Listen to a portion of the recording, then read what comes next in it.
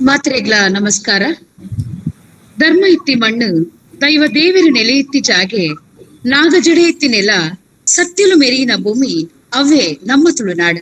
ಇಂಚಿತ್ತಿ ಪೆರ್ಮೆದ ತುಳುನಾಡು ಮಂಗಳೂರು ವಿಶ್ವವಿದ್ಯಾನಿಲಯ ಶ್ರೀ ಧರ್ಮಸ್ಥಳ ಮಂಜುನಾಥೇಶ್ವರ ತುಳುಪೀಠ ತುಳು ಸ್ನಾತಕೋತ್ತರ ಅಧ್ಯಯನ ವಿಭಾಗ ವಿಶ್ವವಿದ್ಯಾನಿಲಯ ಸಂಧ್ಯಾ ಕಾಲೇಜು ಈ ಸಂಸ್ಥೆಲಿನ ಸೇರಿಕೆಡು ಒಂದು ಪುರ್ಲಗಂಟದ ತಿರ್ಲಿದಿಂಜಿದಿ ಲೇಸ್ ಅಟ್ಟಣೆ ಆತನು ಅವೇ ಗೇನ ಪುಲಬದ ಪರಪು ಎಗ್ಗೆ ಸಂಪತ್ತ ಒಂಜಿ ತುಳುನಾಡದ ವಿಶಿಷ್ಟ ಶಾಸನಗಳು ನೆತ್ತ ಬಗ್ಗೆ ಎಡೇನ ತಿರಿದಿನ ವಿದ್ವಾಂಸರಡ ಸಂಶೋಧಕರಡ ವಿಚಾರ ತುಲಿಪು ಮಲ್ಪೆರಲ್ಲ ಕಾರ್ಯಕ್ರಮದ ದುಂಬತ್ತ ಈ ಲೇಸ್ ಪೊರ್ಲುಡು ನಡಪಾದ ಕೊರ್ಲೆ ಬಂದು ವಿಘ್ನ ನಿವಾರಕ್ಕೆ ಆಯ್ನ ಮುದ್ದು ಗಣಪತಿನು ಮನಸಾರೆ ಸುಗಿತೊಂದು ವೆಬಿನಾರ್ಡ್ ಗೇನದ ಪೊಲಬು ದಿಂಜಾವರ ಸೇರ್ದಿ ಬಿನ್ನೆರೆಗ್ ಮೋಕೆ ತೂಕಿಡಿಯಾನು ಎದ್ಕೊನ್ವೆ ಇನ್ನಿತ ನಮ್ಮ ಈ ಲೇಸುಡು ಗುರ್ಕಾರ್ಮೆದ ಮನೆಟುಪ್ಪುನಾರು ಪ್ರಾಧ್ಯಾಪಕರಾಯ್ನ ಬೊಕ್ಕ ಡೀನ್ ಕನ್ನಡ ವಿಶ್ವವಿದ್ಯಾನಿಲಯ ಹಂಪೆದ ಡಾಕ್ಟರ್ ಮಾಧವ ಪೆರಾಜೆ ಸರ್ ನಮ್ಮ ಮೋಕಿದ ಲೆಪ್ಪುಗು ಪ್ರೀತಿಡು ಈ ಲೇಸುಗು ಒತ್ತೊಂದಿನ ಇರೆಗು ಅರ್ತಿ ಪಿರ್ತಿಡು ಯಾನು ಎದ್ಕೊನೊಂದುಲ್ಲೆ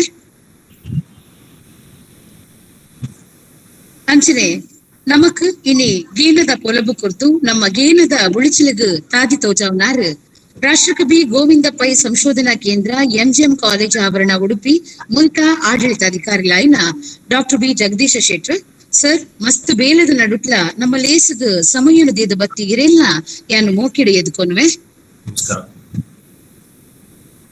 ಅಂಚನೆ ನಮ್ಮಡೊಪ್ಪ ಮಲ್ಲ ಬಿನ್ನೆರೆ ಮಣಿಟ್ಟಿತ್ತದು ಭಿನ್ನಾದಿಗೆದ ಮಣೆಕ್ ನನ್ನ ಲಾತ್ ರಂಗ್ ದಿಂಜಾಂದುಲ್ಲೇರು ಚೀಫ್ ಇಂಟರ್ವೆನ್ಷನಲ್ ಬೊಕ್ಕ ನ್ಯೂಕ್ಲಿಯರ್ ಮೆಡಿಸಿನ್ ವಿಭಾಗ ವರ್ಜೀನಿಯಾದ ಡಾಕ್ಟರ್ ರತ್ನಾಕರ್ ಶೇರಿಗಾರ್ ಎಂಡಿ ಅಂಚನೆ ಮೇರು ಆಲ್ ಅಮೆರಿಕಾ ತುಳು ಸಂಸ್ಥೆದ ನಿರ್ದೇಶಕರ್ಲ ಬಾರಿ ಪ್ರೀತಿ ದೀದು ಈ ನಮ್ಮ ಲೆಪ್ಪುಗು ಗೌರವ ದೀದು ನಮ್ಮಡಪ್ಪ ಈ ಲೇಸಗ ಸೇರ್ದೇರು ಸರ್ ಇರಿಗ್ಲ ಯಾನು ಮೋಕಿಡ ಎದ್ಕೊನೊಂದುಲ್ಲೆ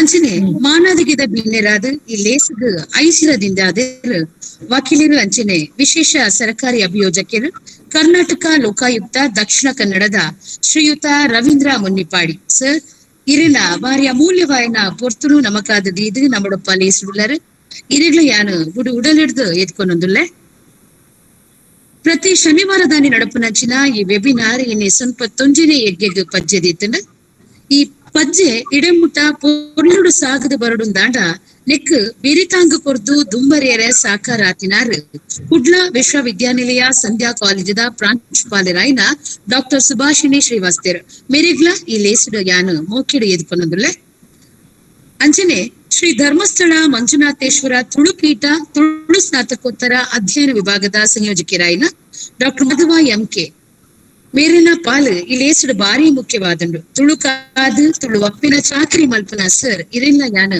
ಈ ಲೇಸುಗು ಮೋಕಿಡು ಎದ್ಕೊನೊಂದುಲ್ಲೆ ಲೇಸು ನಡುಪನಾಗ ಪ್ರತಿಯೊಂದು ವಿಷಯದ ಬಗ್ಗೆ ಗುಮನದಿದ್ದು ಐಕ ಬೂಡಿತ್ತಿನ ವ್ಯವಸ್ಥೆನ ಬಾರಿ ಪುರ್ಲುಡು ಮಲ್ತದು ಸಾತು ಕೊರ್ಪಿನ ಸಂಯೋಜಕರಾಯ್ನ ನಮ್ಮ ತುಳು ಎಮ್ಮೆದ ಪ್ರಾಧ್ಯಾಪಕರಾಯ್ನ ಶ್ರೀಮತಿ ಜಯಲಕ್ಷ್ಮಿ ಆರ್ ಶೆಟ್ಟಿ ಬೊಕ್ಕ ಶ್ರೀಮತಿ ಗೀತಾ ಜೈನ್ ಮೊಕ್ಲೆಗ್ಲ ಉಡಲಿಡ್ದು ಯಾನು ಎದ್ಕೊನೊಂದುಲ್ಲೆ ಅಂಚನೆ ತುಳು ಒಪ್ಪಿನ ಮಿತ್ತು ಗೌರವದಿದ್ದು ಲೇಸುಗು ಕೆಬಿಯಾದು ತುಳು ಭಾಷದ ಪೊರ್ಲು ತಿರ್ಲಿನ ಸಬಿಯರೆ ನಮ್ಮಡೊಪ್ಪ ಒಪ್ಪನ ಮಾತಾ ಮೋಕೆದ ಬಂದುಲೆಗ್ಲ ಅಂಚನೆ ತುಳು ಕಲ್ಪಾರ್ತಿಲೆಗ್ಲ ಮೋಕೆ ತೂಕಿದ ಸೊನ್ನೆ ಸಂದಾಯತ ಮಲ್ತುಂದು ಅಕ್ಲಿಲ್ಲ ಯಾನು ಎದ್ಕೊನೊಂದುಲ್ಲೆ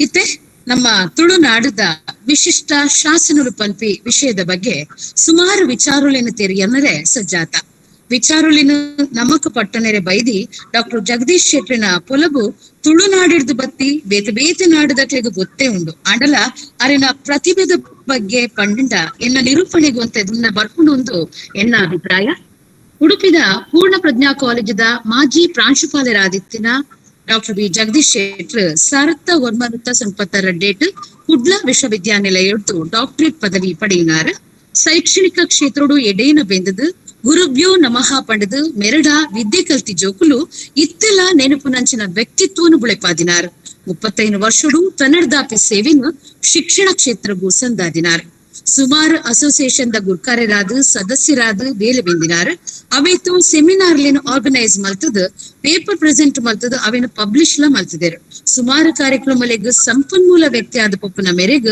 ಮೇರನ ಪ್ರತಿಭೆಗೂ ಸುಮಾರು ಪ್ರಶಸ್ತಿಗಳು ಮಟ್ಟಲಿಗೆ ಸೇರ್ತಿಂಡ ಇತಿಹಾಸದ ಸಂಶೋಧನೆಗಾದ 2013 ಮೇರೆಗ್ ದಕ್ಷಿಣ ಕನ್ನಡ ರಾಜ್ಯೋತ್ಸವ ಪ್ರಶಸ್ತಿ ನಾಡೊಂದು ಬತ್ತಂಡ ಅಂಚನೆ ಪೊಳಲಿ ಶ್ರೀನಪ್ಪ ಹೆಗ್ಡೆ SR ಹೆಗ್ಡೆ ಪ್ರಶಸ್ತಿ ಬೊಕ್ಕ ಬಾರ್ಕೂರದ ಸಂಶೋಧನೆಗಾದ ಅಲುಪಸಿರಿ ಪ್ರಶಸ್ತಿ ಮೇರೆಗೆ ಬೈದಲ್ಲ ಅವೇತೋ ಸಂಘ ಸಂಸ್ಥೆಲೆಡ್ದು ಪ್ರಶಸ್ತಿದ ಮಾನದಿಗೆ ಪಡೆದಿನ ಮೇರು ಇನಿ ನಮಕ್ ಮಾತ ತುಳುನಾಡದ ವಿಶಿಷ್ಟ ಶಾಸನಲು ನೆತ್ತ ಬಗ್ಗೆ ಗೇನದ ಪೊಲಬು ಮಲ್ತು ಕೊಟ್ಟೇರು ಸರ್ ಇರೆನ ಗೇನದ ಮದಿಪುಗು ನಮ್ಮ ಕೆಬಿ ಪುಂಡೆ ಮಲ್ತದ ತಾತಂದುಲ್ಲ. Thank you.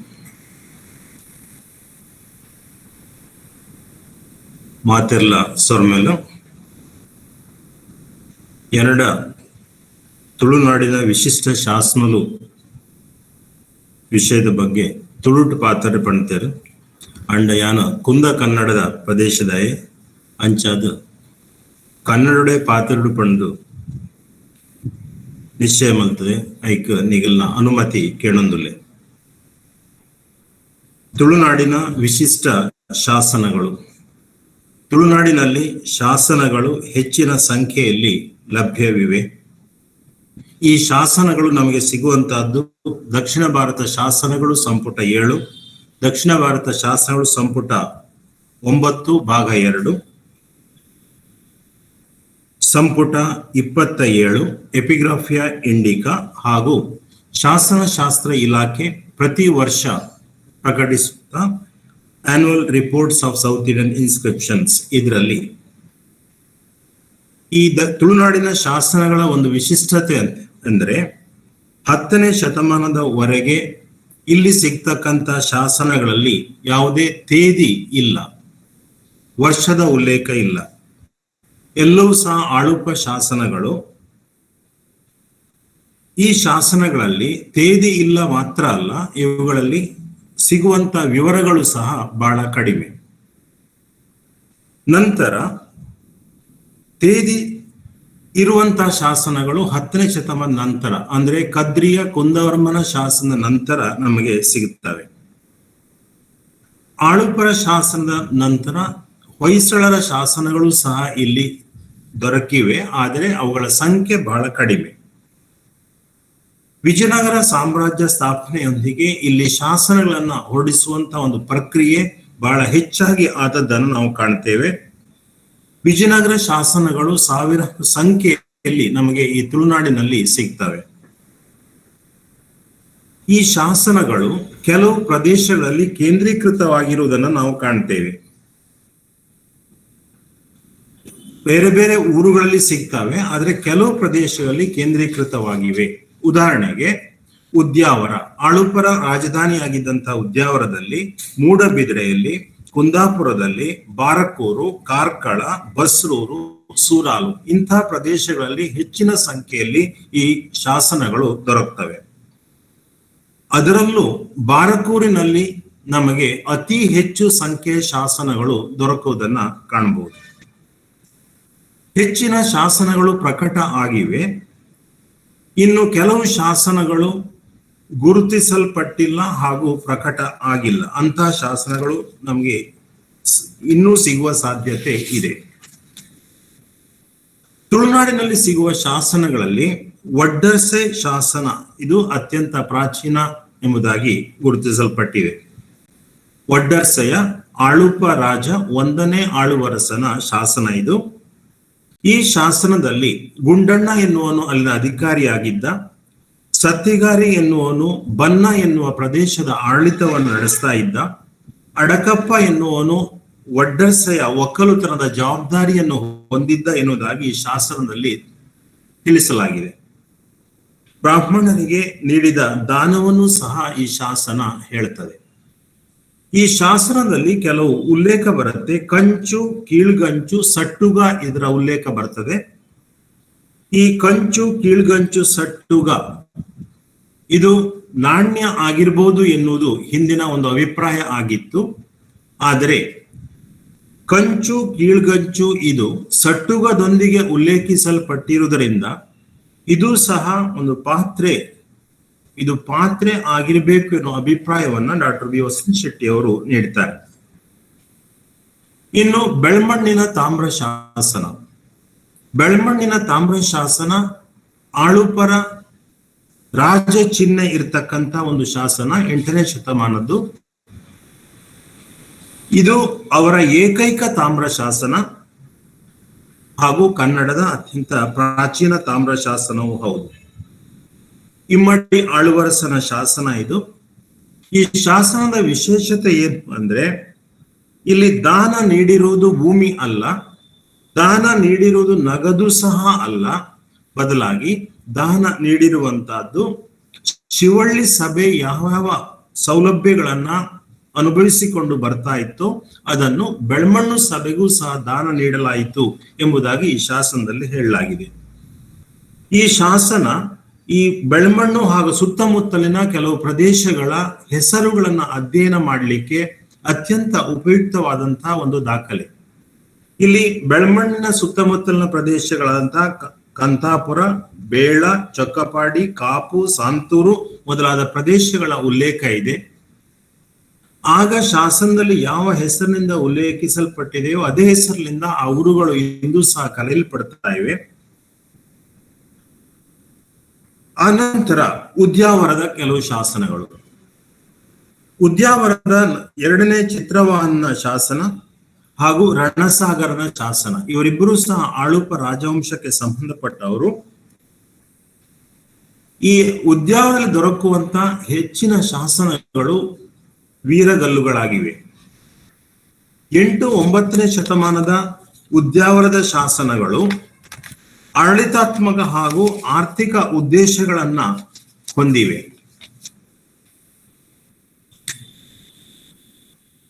8ನೇ ಶತಮಾನದ ರಣಸಾಗರನ ಶಾಸನ, ಇಲ್ಲಿ 18 ಪಟ್ಟಣದ ಉಲ್ಲೇಖವನ್ನ ಕಾಣಬಹುದು. ಮೆಣಸು, ಅಕ್ಕಿ, ಭತ್ತ ಇವುಗಳ ಮೇಲಿನ ತೆರಿಗೆಯನ್ನ ಉದ್ಯಾವರದ ಅತ್ಯಂತ ಪ್ರಾಚೀನ ದೇವರಾದಂತಹ ಚಂಬುಕಲ್ಲ ದೇವರಿಗೆ ದಾನ ನೀಡಿದ ವಿಷಯವನ್ನ ಈ ಶಾಸನ ತಿಳಿಸ್ತದೆ. ಈ ಶಾಸನ ಅಳತೆ ಕ್ರಮವನ್ನು ಸಹ ಅರಿಯಲಿಕ್ಕೆ ಬಹಳ ಉಪಯುಕ್ತವಾದಂತಹ ಒಂದು ದಾಖಲೆ. ಇನ್ನು ಆಳುಪರ ಮತ್ತು ಘಟ್ಟದ ಮೇಲಣ ಶಾಂತರ ಅರಸರ ಸಂಬಂಧವನ್ನ ವಿವರಿಸ್ತಕ್ಕಂತ ಒಂದು ಶಾಸನ ಶಂಭುಕಲ್ಲು ದೇವಸ್ಥಾನದ ಬಲಿಪೀಠದ ಹತ್ತಿರ ಕಂಡು ಬರ್ತದೆ. ಇನ್ನು ತುಳುನಾಡಿನ ಶಾಸನ ಉಲ್ಲೇಖಿಸುವಾಗ ನಾವು ತಳಂಗೆರೆಯ 10ನೇ ಶತಮಾನದ ಶಾಸನವನ್ನು ಸಹ ಉಲ್ಲೇಖಿಸಲೇಬೇಕು. ತಳಂಗೆರೆಯ ಶಾಸನ ಇದು ಮೋಚಬ್ಬರಸಿ ಎಂಬಾಕೆಗೆ ನೀಡಿದ ಭೂದಾನವನ್ನ, ಹಾಳು ಬಿದ್ದ ಭೂಮಿಯನ್ನ ದಾನ ನೀಡಿದ ವಿಷಯವನ್ನ ತಿಳಿಸ್ತದೆ. ಅವಳು ಅದನ್ನ ಅತ್ಯಂತ ಫಲವತ್ತಾಗಿ ಮಾಡಿ ಅಭಿವೃದ್ಧಿಪಡಿಸಿದಂತಹ ವಿವರವೂ ಸಹ ನಮಗೆ ಆ ಶಾಸನದಲ್ಲಿ ಲಭ್ಯ ಇದೆ. ಇನ್ನು 11ನೇ ಶತಮಾನದಕ್ಕೆ ಬರುವಾಗ ಈ ತುಳುನಾಡಿನ ಮೇಲೆ ಚೋಳರು ದಾಳಿಯನ್ನ ಮಾಡಿದರು ಎನ್ನುವಂತಹ ವಿವರವನ್ನ ನೀಡುವ 2 ಶಾಸನಗಳು ಬಾರಕೂರಿನ ಕೇರಿಗಳಲ್ಲಿ ಒಂದಾದ ಮೂಡುಕೇರಿಯಲ್ಲಿ ಇದೆ. ಬಾರಕೂರು ಎನ್ನುವಂತಹದ್ದು ತುಳುನಾಡಿನ ರಾಜಧಾನಿಯಾಗಿತ್ತು. ಬಾರಕೂರನ್ನ ಆಡಳಿತ ಅನುಕೂಲಕ್ಕಾಗಿ 10 ಕೇರಿಗಳಾಗಿ ವಿಂಗಡಿಸಿದ್ರು. ಅಲ್ಲಿ 1 ಕೇರಿ ಮೂಡುಕೇರಿ. ಆ ಮೂಡುಕೇರಿಯಲ್ಲಿ ನಮಗೆ 2 ಶಾಸನಗಳು ಕಂಡು ಬರ್ತದೆ. ಇದರಲ್ಲಿ ಶಾಂತರ ರಾಜರ ಪ್ರಸ್ತಾಪವೂ ಸಹ ಇದೆ. ಇನ್ನು ಪ್ರಥಮವಾಗಿ ತುಳು ವಿಷಯದ ಪ್ರಸ್ತಾಪವೂ ಸಹ ಬಾರಕೂರಿನ ಶಾಸನದಲ್ಲಿ ಬರ್ತದೆ, ತುಳು ವಿಷಯದ ಪ್ರಸ್ತಾಪ. ಹಾಗೆ ವಿಜಯನಗರ ತುಳು ರಾಜ್ಯ ಎನ್ನುವ ಉಲ್ಲೇಖವನ್ನು ನಾವು ಇಲ್ಲಿ ಕಾಣಬಹುದು. ಇನ್ನು 1139ರ ಪಂಚಲಿಂಗೇಶ್ವರ ದೇವಸ್ಥಾನ ಕೋಟೆಕೇರಿಯಲ್ಲಿರುವ ಬಾರಕೂರು ಕೋಟೆಕೇರಿಯ ಪಂಚಲಿಂಗೇಶ್ವರ ದೇವಸ್ಥಾನದ ಶಾಸನದಲ್ಲಿ ಶಿವಾನಂದ ಯೋಗಿಯ ನೈವೇದ್ಯ ಶಾಲೆಯನ್ನ ಮಾಡಿದಂತಹ ಉಲ್ಲೇಖ ಕಂಡು ಬರ್ತದೆ. ಅದು ಅಲ್ಲದೆ ತುಳುನಾಡನ್ನ ಅನೇಕ ಸಣ್ಣ ಪುಟ್ಟ ರಾಜ ಮನೆತನಗಳು ಆಳಿಕೊಂಡಿದ್ರು. ಅಂಥ ರಾಜ ಮನೆತನಗಳಲ್ಲಿ ಒಂದಾದಂತಹ ಸೂರಾಲಿನ ತೊಳಹರ ಉಲ್ಲೇಖ, ತೊಳಹ ರಾಜವಂಶದ ಉಲ್ಲೇಖ, ಪ್ರಥಮ ಉಲ್ಲೇಖ ನಮಗೆ ಸಿಗುವಂತಹದ್ದು ಕ್ರಿಸ್ತಶಕ 1119 ಪಂಚಲಿಂಗೇಶ್ವರದ ಶಾಸನದಲ್ಲಿ. ಇನ್ನು ಆಳುಪ ದೊರೆ ಕವಿಯಾಳುಪೇಂದ್ರನ 1155 ಶಾಸನ. ಇದು ಕೋಟೆಕೇರಿ, ಬಾರ್ಕೂರ್ನ ಕೋಟೆಕೇರಿಯಲ್ಲಿದೆ. ಈ ಶಾಸನ ಬಹಳ ಮುಖ್ಯ. ಯಾಕಂತ ಹೇಳಿದ್ರೆ ಆ ಸಮಯಕ್ಕೆ ಆಳುಪರು ತಮ್ಮ ರಾಜಧಾನಿಯನ್ನ ಬಾರಕೂರಿಗೆ ವರ್ಗಾಯಿಸಿಕೊಂಡಿದ್ರು ಎನ್ನುವಂತಹ ಒಂದು ಸ್ಪಷ್ಟ ಉಲ್ಲೇಖ ಇಲ್ಲಿ ನಮಗೆ ಕಂಡು ಬರ್ತದೆ. ಬಾರ ಕನ್ಯಾಪುರದಿಂದ ಅವನು ಆಳ್ವಿಕೆಯನ್ನ ಮಾಡ್ತಾ ಇದ್ದ ಎನ್ನುವಂತಹ ಉಲ್ಲೇಖ. ಈ ಮಂಗಳೂರು ಉದ್ಯಾನದ ನಂತರ ಅವರು ಈ ಬಾರಕೂರಿಗೆ ರಾಜಧಾನಿಯನ್ನ ಬದಲಾಯಿಸಿಕೊಂಡ್ರು. ಇನ್ನು ಚೇರ್ಕಾಡಿ, ಬ್ರಹ್ಮಾವರ ಸಮೀಪದ ಚೇರ್ಕಾಡಿಯ ಹಳೆ ಗರಡಿಯಲ್ಲಿ ಸಿಗ್ತಕ್ಕಂತಹ ಬಿಟ್ಟಿ ದೇವಾಳಪೇಂದ್ರನ ಒಂದು ಶಾಸನ. ದಿವಂಗತ ಡಾಕ್ಟರ್ ಬಿ ವಸಂತ ಶೆಟ್ಟಿ ಅವರು ಪ್ರಕಟಿಸಿರ್ತಕ್ಕಂಥ ಶಾಸನ ಇದು. ಈ ಶಾಸನದಲ್ಲಿ ಬಿಟ್ಟಿ ದೇವಾಳಪೇಂದ್ರನ ಮೊಮ್ಮಗಳು ಅಚಲದೇವಿ, ಅಳಿಯ ಬಮ್ಮದೇವ ಹಾಗೂ ಒಡ್ಡಮ್ಮದೇವ ಇವರ ಸಹಕಾರದೊಂದಿಗೆ ಆಡಳಿತವನ್ನು ನಡೆಸ್ತಾ ಇದ್ದ ಎನ್ನುವಂತ ವಿವರಣೆ ಈ ಶಾಸನದಲ್ಲಿ ಇದೆ. ಅಲ್ಲದೆ ಆ ಸಂದರ್ಭದಲ್ಲಿ ಒಂದು ಕಟ್ಟಳೆಯನ್ನು ಮಾಡಿದರು ಎನ್ನುವುದನ್ನು ಸಹ ಈ ಶಾಸನ ಹೇಳ್ತಾ ಇದೆ. ಇನ್ನು ಚೇರ್ಕಾಡಿ ಸಮೀಪದ ನೀಲಾವರದ ವೀರಪಾಂಡ್ಯನ ಶಾಸನವೂ ಸಹ ಬಹಳ ಮುಖ್ಯವಾದಂತಹ ಒಂದು ದಾಖಲೆ. ಯಾಕಂತಿದ್ರೆ ಈ ಶಾಸನ ಸ್ಥಳೀಯವಾಗಿ ಸಂಗ್ರಹವಾಗುವ ತೆರಿಗೆಯಲ್ಲಿ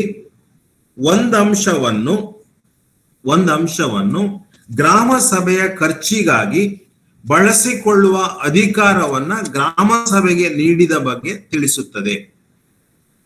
ಅಂದ್ರೆ ಆಡಳಿತದ ದೃಷ್ಟಿಯಿಂದ, ಆಡಳಿತದ ಕುರಿತ ಅಧ್ಯಯನ ದೃಷ್ಟಿಯಿಂದ ಇದು ಬಹಳ ಮುಖ್ಯವಾದಂತಹ ಮಹತ್ವದ ದಾಖಲೆ. ಇನ್ನು 1315 ಬಾರಕೂರು ಮಣಿಗಾರಕೇರಿಯ ಸೋಯಿದೇವನ ಒಂದು ಶಾಸನ. ಈ ಸೋಯಿದೇವನ ಶಾಸನ ಪುನಃ ಆಡಳಿತದ ದೃಷ್ಟಿಯಿಂದ ಬಹಳ ಮಹತ್ವದ ಒಂದು ದಾಖಲೆಯಾಗಿ ನಮಗೆ ಕಂಡು ಬರ್ತದೆ. ರಾಜನು ಒಡ್ಡೋಲಗವನ್ನ ಕೊಟ್ಟಿರ್ತಕ್ಕಂಥ ಸಂದರ್ಭದಲ್ಲಿ, ರಾಜನು ರಾಜಸಭೆಯನ್ನ ಕರೆದಿರ್ತಕ್ಕಂಥ ಸಂದರ್ಭದಲ್ಲಿ ಅವನ ರಾಜಸಭೆಯಲ್ಲಿ ಯಾರ್ಯಾರು ಉಪಸ್ಥಿತರಿದ್ರು ಎನ್ನುವುದನ್ನ ಈ ಶಾಸನ ತಿಳಿಸ್ತಾ ಇದೆ. ಅಳಿಯ ಬಂಕಿದೇವ, ಸಾಮಂತರು, ಪ್ರಧಾನರು, ದೇಶಿ ಪುರುಷರು, ಒಲಬಳಿಯವರು ಹಾಗೂ ಇತರರು. ಈ ಬಂಕಿದೇವ ಬಹಳ ಮುಖ್ಯ. ಬಲ್ಲಮಹಾದೇವಿ ಮತ್ತು ನಾಗದೇವರಸರ ಆಳ್ವಿಕೆಯ ಕಾಲದಲ್ಲಿ ಇದೇ ಬಂಕಿದೇವ ಮಂಗಳೂರಿನಿಂದ ಅಧಿಕಾರವನ್ನ ನಿರ್ವಹಿಸ್ತಾ ಇದ್ದ. ನಾಗದೇವರಸನ ನಂತರ ಅವನು ಸ್ವತಂತ್ರನಾದ. ಆ ಕಾಲಕ್ಕೆ ಈ ಆಳುಪ ರಾಜ್ಯ 2 ಭಾಗಗಳಾಗಿ ವಿಂಗಡಿಸಲ್ಪಟ್ಟಿತ್ತು. ಅದು ಸೋಯಿದೇವನ ಕಾಲಕ್ಕೆ ಒಂದುಗೂಡಿತು ಎನ್ನುವುದನ್ನ ನಾವು ಗಮನಿಸಿಕೊಳ್ಬೇಕು. ಇನ್ನು ಕುಂಡಣನ ವರಾಂಗದ ಶಾಸನ. ಈ ಕುಂಡಣನ ವರಾಂಗದ ಶಾಸನ ಬಸದಿ ಹಾಗೂ ಕೆರೆಯ ನಿರ್ಮಾಣ ಹಾಗೂ ಆಳುಪ ವಂಶಾವಳಿಯ ವಿವರಣೆಯನ್ನ ಕೊಡುತ್ತದೆ. ಬ್ರಹ್ಮಾವರ ಸಮೀಪದ ಕುಮ್ರಗೋಡಿನ ನಾಯಕರ ಮಠದ ಶಾಸನ ಏನಿದೆಯೋ ಇದು 1345 ಶಾಸನ. ಈ ಶಾಸನ ಪರಪಳಿ ನಾಯಕ ಎನ್ನುವ ಒಬ್ಬ ವ್ಯಕ್ತಿಯನ್ನ ಉಲ್ಲೇಖಿಸ್ತದೆ. ಈ ಪರಪಳಿ ನಾಯಕನ ಕಥೆ ಎನ್ನುವಂತಹದ್ದು ತುಳುನಾಡಿನಲ್ಲಿ ಹಾಗೂ ಘಟ್ಟದ ಮೇಲೆ ಕೆಲವು ಪ್ರದೇಶಗಳಲ್ಲಿ ಸಹ ಪ್ರಚಲಿತ ಇದೆ. ಈ ಪರಪಳಿ ನಾಯಕ ಒಬ್ಬ ಐತಿಹಾಸಿಕ ವ್ಯಕ್ತಿ ಆಗಿದ್ದ ಎನ್ನುವುದಕ್ಕೆ ನಮಗೆ ಶಾಸನಗಳಲ್ಲಿ ಅವನ ಉಲ್ಲೇಖವೇ ಒಂದು ಸಾಕ್ಷಿ. ಈ ಕುಂಬರಗೋಡಿನ ಶಾಸನ ಎನ್ನುವಂತಹದ್ದು ಈ ಪರಪಳಿ ನಾಯಕನಿಗೆ 77 ಮುಡಿ ಭೂಮಿಯ ಮೇಲೆ ಎಲ್ಲ ತೆರಿಗೆಯನ್ನ ಮನ್ನಾ ಮಾಡಿ ದಾನ ನೀಡಲಾಯಿತು ಎನ್ನುವುದಾಗಿ ಹೇಳ್ತಾ ಇದೆ. ಈ 77 ಮುಡಿ ಭೂಮಿಯನ್ನ ಏನು ಈ ಶಾಸನದಲ್ಲಿ ಉಲ್ಲೇಖಿಸಿದ್ರೋ ಆ ಜಾಗದಲ್ಲಿ ಒಂದು ದೇವಸ್ಥಾನ ಇದೆ, ಶಂಕರನಾರಾಯಣ ದೇವಸ್ಥಾನ. ಆ ದೇವಸ್ಥಾನ ಇಂದೂ ಸಹ ನಾಯಕರ ಮಠ ಎಂಬುದಾಗಿ ಕರೆಯಲ್ಪಡ್ತಾ ಇದೆ. ಅದರಿಂದ ಈ ದೇವಸ್ಥಾನವನ್ನ ಪರಪಳಿ ನಾಯಕ ನಿರ್ಮಿಸಿರುವಂತಹ ಸಾಧ್ಯತೆ ಇದೆ. ಪರಪಳಿ ನಾಯಕನಿಂದ ನಿರ್ಮಿತವಾದಂತಹ ದೇವಸ್ಥಾನ ನಾಯಕರ ಮಠ ಎಂಬುದಾಗಿ ಕರೆಯಲ್ಪಟ್ಟಿರಬೇಕು. ಈಗಲೂ ಸಹ ಅದೇ ಹೆಸರು ಇದೆ. ಇನ್ನು 1333 ನೀಲಾವರದ ಒಂದು ಶಾಸನ, ಇದು ಹೊಯ್ಸಳ ರಾಜವಂಶಕ್ಕೆ ಸೇರಿರುವಂತಹದ್ದು. ಇದು ಹೊಯ್ಸಳರ ಆಳ್ವಿಕೆಯ ಮೊದಲ ಶಾಸನ ತುಳುನಾಡಿನಲ್ಲಿ. ಹೊಯ್ಸಳ ಬಲ್ಲಾಳನ ಪಟ್ಟದ ಪಿರಿಯರಸಿ ಎಂಬುದಾಗಿ ಆಳುಪ ರಾಜಕುವರಿ ಚಿಕ್ಕಾಯಿತಾಯಿಯಲ್ಲಿ ಉಲ್ಲೇಖಿಸಲಾಗಿದ್ದಾಳೆ. ಎಲ್ರಿಗೂ ತಿಳಿದಿರುವಂತೆ ಆಳುಪ ಮತ್ತು ಹೊಯ್ಸಳರ ಮಧ್ಯೆ ವೈವಾಹಿಕ ಸಂಬಂಧ ಏರ್ಪಟ್ಟಿತ್ತು.